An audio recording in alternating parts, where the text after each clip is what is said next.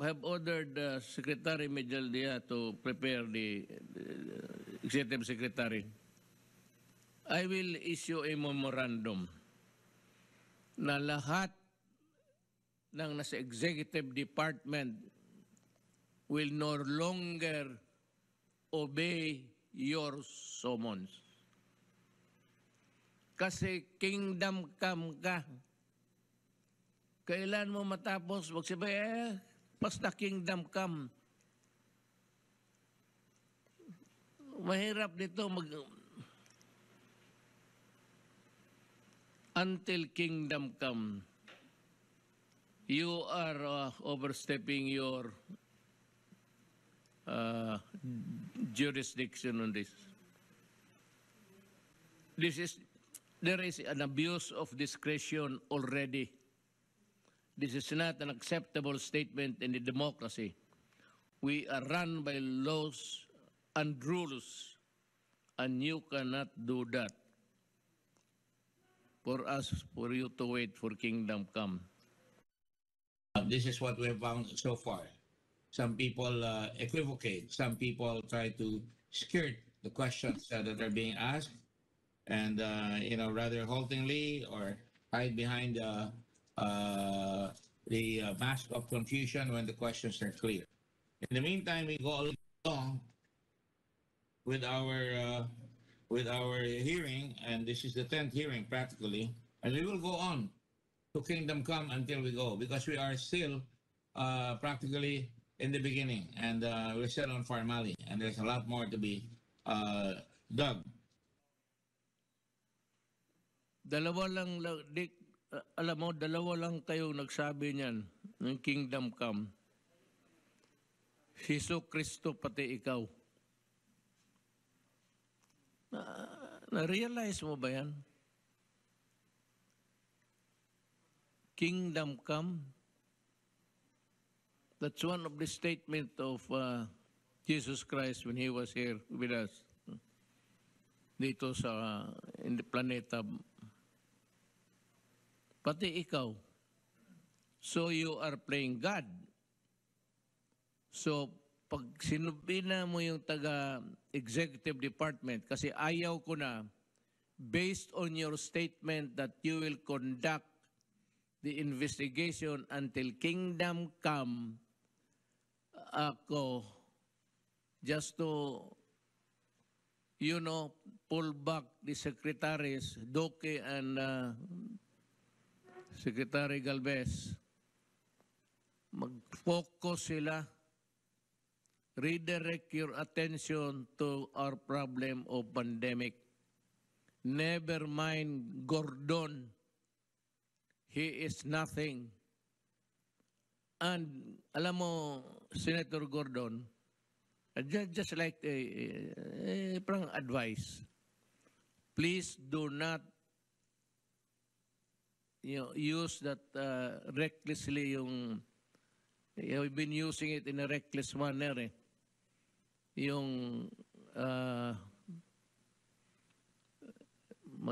i-contempt mo yung mga official ko.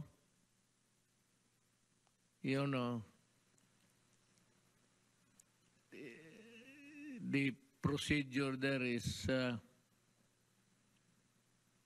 yung methodologies,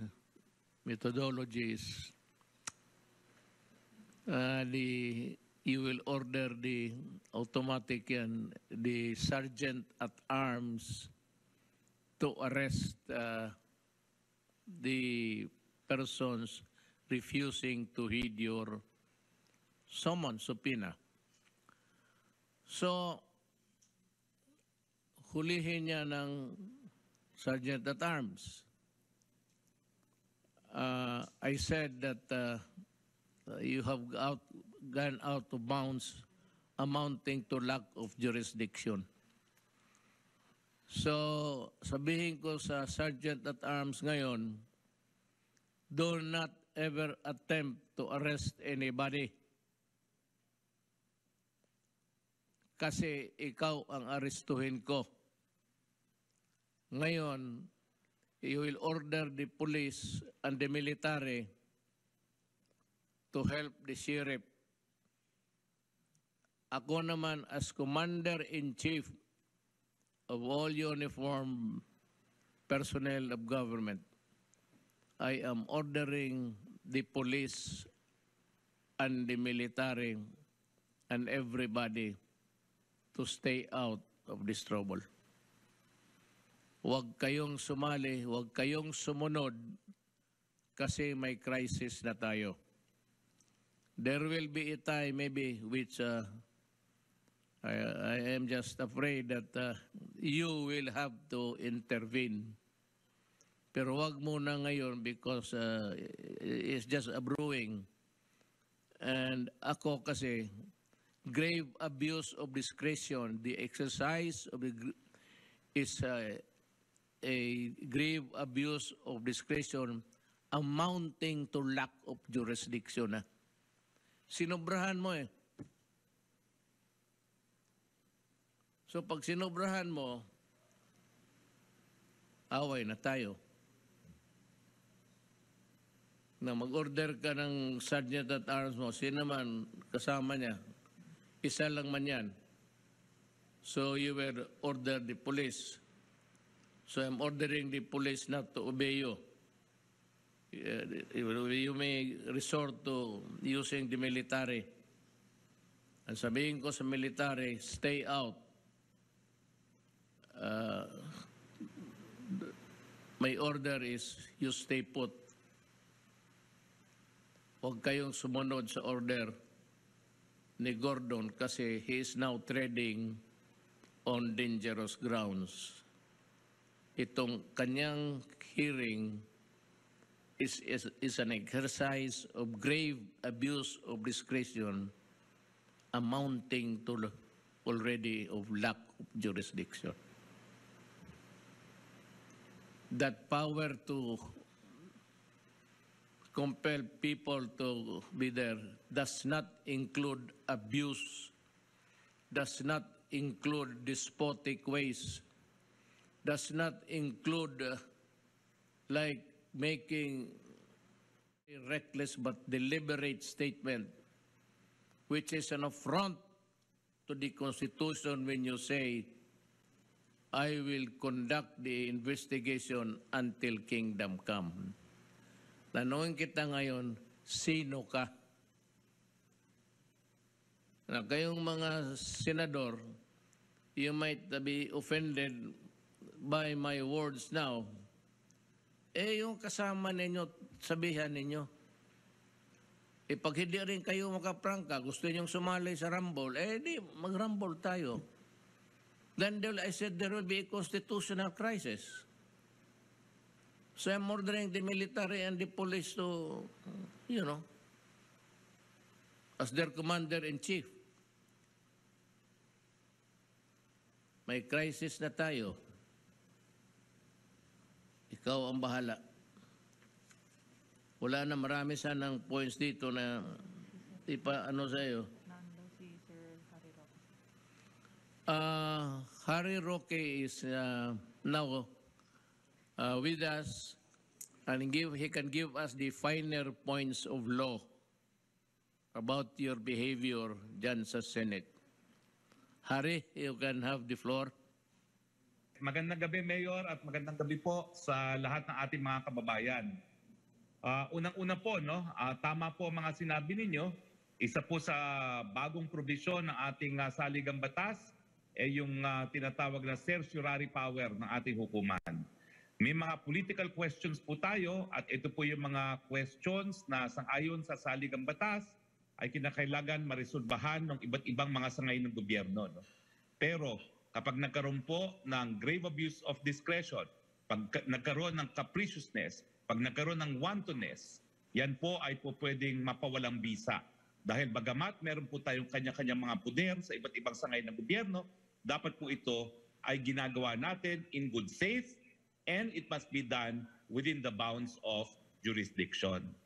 So, tama po ang sinasabi ninyo, Bagamat may kapangyarihan pong Senado na mag-conduct ng investigations in aid of legislation, isa po siyempre sa limitasyon is that it must be in aid of legislation, bagamat we concede that because of the plenary power of Congress, it is Congress ultimately that will decide what is in aid of legislation. Pero ang exception po dyan is if they act with grave abuse of discretion amounting to lack of jurisdiction. At sa tingin ko po, yung sinabi ni Senator Gordon that he will conduct the hearing till kingdom come, knowing na ang mga nagpa-participate po sa hearing ay ang mga kaparehong mga kalihim na in charge po sa COVID response ng ating bansa. Ang DOH Secretary, ang vaccine SAR, ang testing SAR, ayan po ay tantamount already to grave abuse of discretion. Hindi naman po pwede na bilang presidente na kapag na ang inyong katungkulan ay pagpapatupad ng batas, hindi po pwede magkaroon ng paralysis sa sangay ng gobyerno na nagbibigay serbisyo sa panahon ng COVID. Ang IATF po pinamumunuan ng Secretary ng Department of Health. Yung ating solution po sa pandemya ng mga bakuna, pinamumunuan po ni Secretary Galvez at siyempre po yung importanteng gawain pagdating po sa ating PDITR, sa detection ng testing, ay pinamumunuan po ni Secretary Vince Dizon.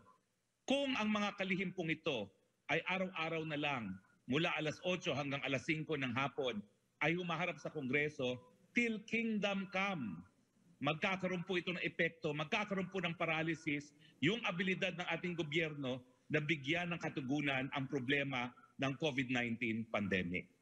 So in my humble opinion po, it is already tantamount to grave abuse of discretion.